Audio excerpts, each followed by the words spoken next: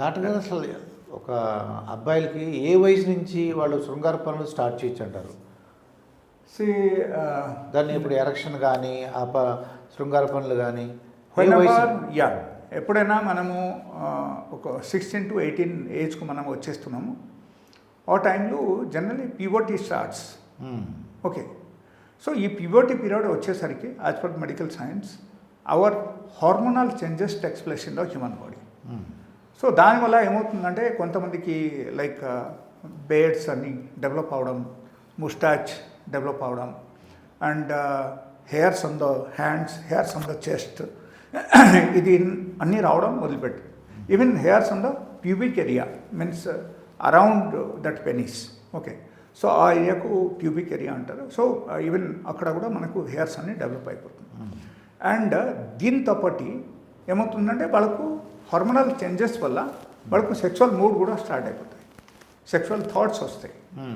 Okay, and I will tell you one thing, if you think of age for the erection, it's very very interesting actually. It starts at the age of only 3 years of the child. 3 years baby ఉన్నప్పుడు అప్పుడే వాళ్ళకు erection start అయిపోతాయి. Okay, so knowingly unknowingly మీరు చూసి ఉంటారు.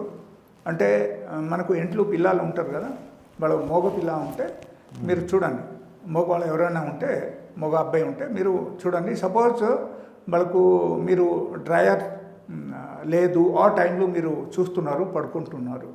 So ఆ టైంలో మీరు చూడండి ఆటోమేటికలీ లేస్తాయి, ఆటోమేటికలీ ఈవెన్ తక్కువ అయిపోతాయి. So that is actually erection only. So it starts at the age of 3 years.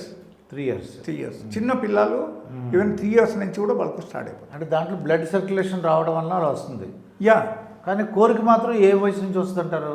కోరిక ఎక్కువగా మనకు పెరగడానికి ఇట్ కమ్స్ అరౌండ్ 16కు బాగా కోరిక వచ్చేస్తుంది. 16. యా, కానీ ఆ టైంలో పాల్గొనడానికి అనే ఇబ్బంది అవుతుంటారు వాళ్ళు ఏమన్నా? That is in generally happen.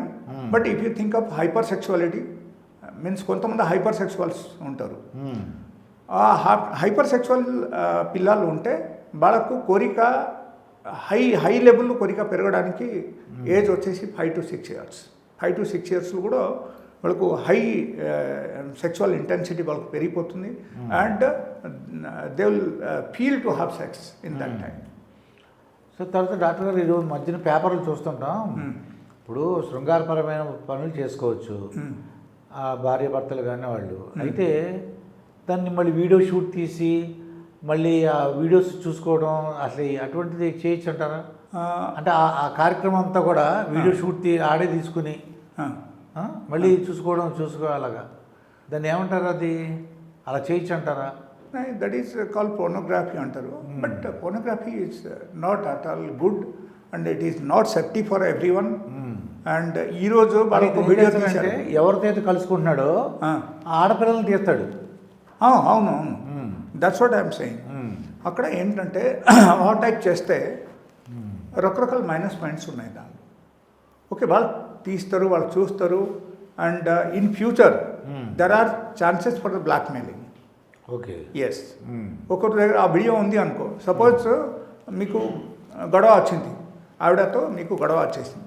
అప్పుడు ఏమవుతుందంటే she might claim some money from you.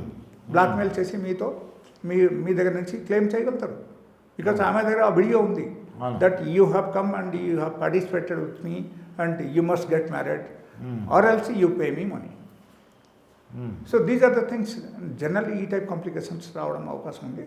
So అందుకే that is not good. Yeah.